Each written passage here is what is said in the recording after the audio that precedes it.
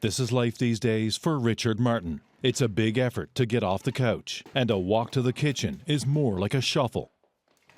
This lifelong fisherman is not used to being inside, looking out, especially this time of year. I like to be outside now and just enjoying the day itself, right? Martin cannot put any weight on his left leg, so he's been cooped up in his Shoe Cove home for a month. There have been a few rough days, yeah, and might be a few more yet.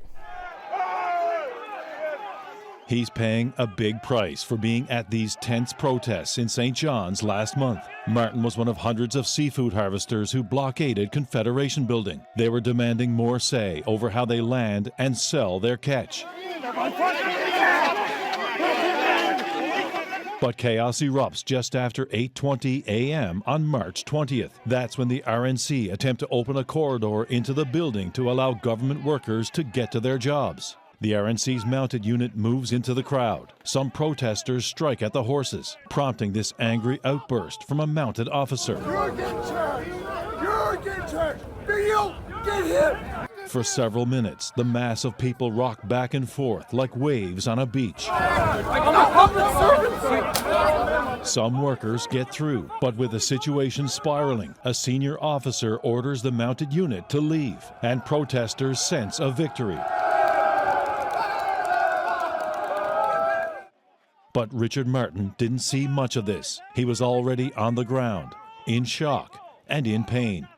Here's how it unfolded. Martin had earlier moved in the crowd to keep his distance from the horses, but that put him directly in that path police were trying to open. And it's at this point he is taken down hard. His left hip hits the curb. Here's how Martin remembers it. So all I can remember is being bolted, pushed, and thrown to the curb. And as soon as I hit the curb, I thought the leg was broke there. I knew it was broke. The leg turned in. I'm telling you. Some fellow protesters come to Martin's aid. He's moved to a nearby staircase, away from the fracas, and thinks about lighting up a cigarette. Then all of a sudden the pain took hold. I said to the fishermen, I said, boys, get me down, oh my Lord, get me down. I said, I just can't bear the pain. Martin is later rushed away in an ambulance and undergoes surgery that evening for a devastating injury to his hip. He said, you have 3 fractures, 1, 2, and 3. He said, we're going to have to, he said, put, I think they call it nails.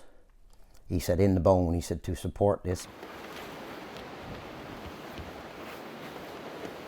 Now a trip to his fishing boat looks like this, and instead of working shoulder to shoulder with his lifelong friend and fishing partner, he's struggling to adapt. Limited mobility means he's about to lose a full fishing season. I do have a bit of a difficult time thinking about Merrick's being out there with someone that's not as familiar with the boat and everything as what I am.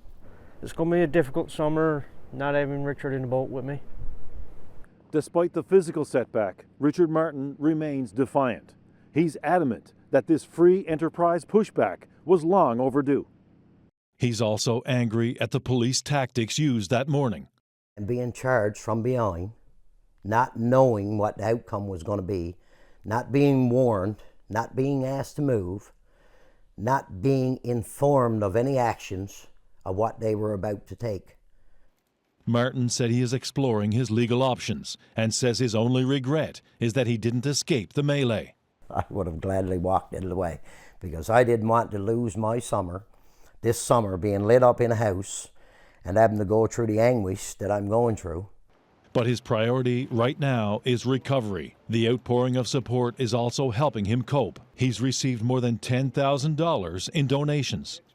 There's a road ahead, there's a battle, but I'm not willing to lie down yet. Can't help you out, see, because you don't know if you can lift on you or not. No. Good. Okay, bud. We'll see you. Yes, boy. See you later. Meanwhile, for the first time since he was a boy, Richard Martin will not be part of the convoy of boats to the fishing grounds this season, but he vows to be back. Terry Roberts, CBC News, Shoe Cove in Green Bay.